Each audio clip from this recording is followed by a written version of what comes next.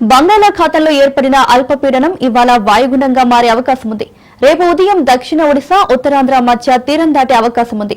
దీని ప్రభావంతో తెలుగు రాష్ట్రాల్లో భారీ వర్షాలు కురిసే అవకాశం ఉంది. ఏలూరు, పశ్చిమ గోదావరి, గుంటూరు, పల్నాడు జిల్లాలకు ఆరెంజ్ అలర్ట్ జారీ చేశారు. బాపట్ల, పల్నాడు, ప్రకాశం జిల్లాల్లో కొన్ని చోట్ల భారీ వర్షాలు పడే అవకాశం ఉంది. ఉత్తరాంధ్ర, ఉభయ గోదావరి, నెల్లూరు, కర్నూలు, నంద్యాల జిల్లాల్లో మోస్తరు నుంచి భారీ వర్షాలు పడే అవకాశం ఉంది.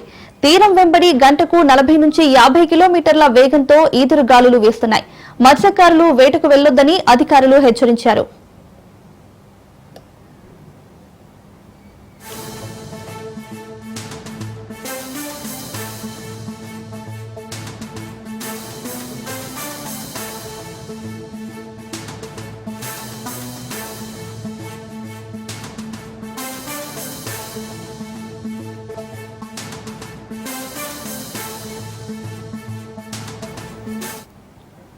ఉప్పల్, రామంతపూర్, ఎల్బీ నగర్, కూకట్పల్లి, మియాపూర్, బాలానగర్, జీడిమెట్లలో వర్షం పడుతోంది. రోడ్లపై వర్షపు నీరు నిలవడంతో వాహనదారులు ఇబ్బందులు పడుతున్నారు. లోతట్టు ప్రాంతాలు జలమయమయ్యాయి.